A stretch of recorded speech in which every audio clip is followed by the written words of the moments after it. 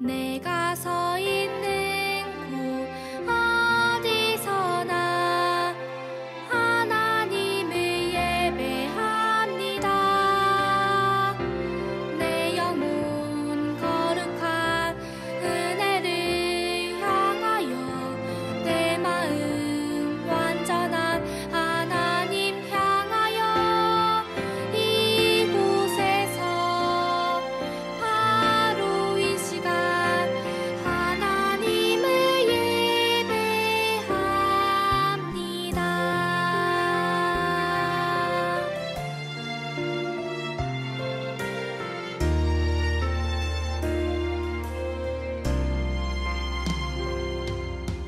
나는 하나님을 예배하는 예배자입니다.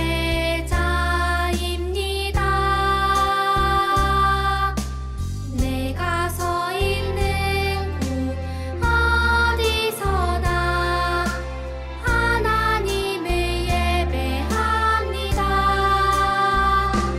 내 영혼 거룩한 은혜를 향하여 내 마음 완전한 하나님 향하여 이곳에서 바로 이 시간 하나님을 예배합니다.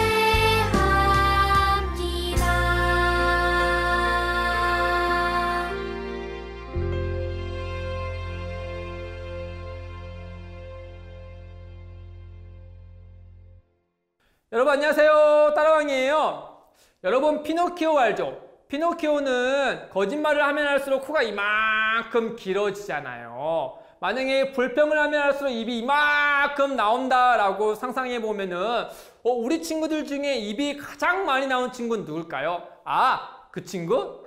모르겠어요. 어떤 간에 우리가 불평을 하면 입이 이만큼 나온다고 하면 사람들이 불평을 자주 하진 않겠죠. 시인은요, 오늘 시인은 우리에게 무엇이라 말씀하시냐면은 너희는 불평하지 말아라 라고 말해요.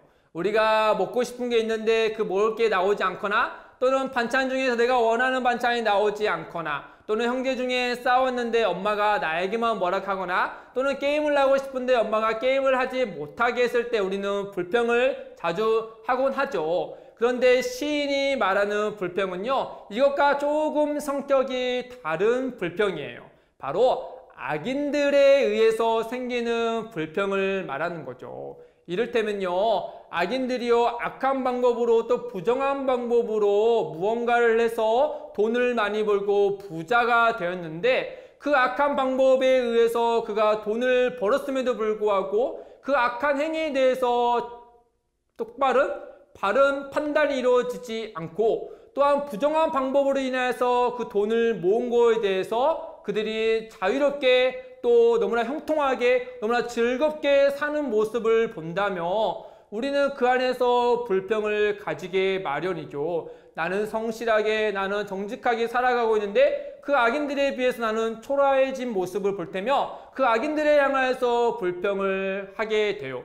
저들은 나쁜 짓을 했는데 왜 나쁜 짓에 대해서 벌을 받지 않는 거지? 저들이 얻은 그 모든 돈과 부는 다 어려운 사람들 것을 갈취한 것들이잖아 라고 하면서 불평이 나오기 마련이죠. 예를 들어서 우리 친구들 가운데 이런 걸 한번 생각해 보면 좋을 것 같아요. 우리 학급에서 반장 선거나 회장 선거를 했을 때 제가 만약에 그 후보 중에 한 명이 나갔고 또 다른 친구가 후보로 등장했어요. 근데요, 저는 공정하게 투표를 원하고 선거를 치르려고 했는데 그 다른 후보가요, 자기가 있는 돈과 또 선물을 가지고 투표하는 친구들에게 다 조금씩 주기 시작하고 또 그 친구들을 모아서 맛있는 걸 사주고 뇌물을 주기 시작했다 생각해 보세요. 그리고 결국 투표를 했는데 그 뇌물을 받은 친구들이 당연히 자기의 준 그 친구를 뽑았던 거죠. 그래서 그 부정한 방법으로 선거를 치른 그 친구가 반장이 됐다고 생각해 보세요. 얼마나 억울하고 분노가 쌓이고 또 불평이 이만큼 나오지 않겠어요? 그보다 훨씬 더 불평이 또 나온 건 바로 무엇이냐? 이와 같은 사실에 대해서 올바르게 판단하고 다시 결정하고 또 바르게 결단하고 나가야 될 선생님조차도 그 일에 아무런 상관을 하지 않고 오히려 그 친구를 지켜 세우고 칭찬하게 된다면은 당연히 저는 그 부정한 선거를 치는 그 친구에게 불평을 쏟아내고 또한 더불어서 이와 같은 사실을 바르게 해결하지 못한 성사님에게도 불평이 쌓이기 마련이겠죠. 그러면서 그 불평이 해소하지 못하고 점점점 내 마음에 내 안에 계속 남게 되면 결국엔 어떠한 일이 벌어지냐? 오히려 이것이 너무나 자연스럽게 된다라고 판단하게 돼요. 그래서 그 부정한 선거를 치고 악인들의 그런 방법과 그들의 결과물을 탐내게 되고 나도 돈만 있으면 저 친구처럼 저와 같이 할 수 있을 텐데 라고 생각하게 된다라고 하는 거죠. 그 불평이 어느 순간에 악인을 향한 불평이 되어지고 그 불평이 어느 순간에 하나님을 향한 불평이 되어지고 오히려 그 불평이 이제는 악을 만드는 것까지 경험하게 된다는 거죠. 시인은 이렇듯이요. 그 악인들을 향한 불평이요. 정말 작은 것이라고 생각하지만 그 불평이 점점 하나님께 향한 불평이 되어지고 또 그 불평이 분노를 낳아서 또 악을 만들어낸다는 사실을 시인은 경험하여서 우리에게 그 불평을 하지 말고 올바른 길의 끝까지 들어서라고 우리에게 말씀해 주고 있어요. 세 가지를 들어서 말씀해 주고 있는데 첫 번째는 바로 무엇이냐? 여호와 하나님을 끝까지 신뢰하라는 거예요. 불평하지 말고 하나님을 끝까지 신뢰하고 그분께 모든 것을 맡기라 라고 말씀하는 것이죠. 여러분 불평은 불평을 낳을 수밖에 없어요. 또 불평은 그 상대뿐만 아니라 그 모든 것을 주관하시는 하나님께 행하기 마련이죠. 하나님께 향한 그 불평은 점점점 짙어져서 하나님을 불신하게 되고 말아요. 그러니 시인은 애초부터 그 불평을 하지 말고 오히려 하나님의 선하신 분, 가장 좋으신 분, 자기의 자녀들에게 가장 아름다운 것으로 끝까지 베푸시는 분이 여호와 하나님이심을 기억하고 그분을 신뢰하라 말씀하세요. 두 번째는요, 바로 여호와 하나님을 기뻐하라 라고 하는 거예요. 여러분 불평은요, 내가 안 하고 싶다고 안 나타나는 게 아니에요. 불평은요, 어느 친구를 만나 어느 상황에 놓이게 되면요, 항상 우리는 연약하여서 불평을 내놓게 되어 있어요. 그렇게 해서요, 불평을 피한다고 해서 피할 수 있는 것도 아니고 또 불평으로부터 숨는다고 해서 내가 불평을 하지 않는 것도 아니에요. 선으로 악을 이기라는 말씀처럼 불평을 이길 수 있는 방법은 바로 하나님을 기뻐하는 거예요. 무엇으로 인하여서 하나님을 기뻐할까요? 하나님이 주신 것들에 감사하는 마음으로 말이죠.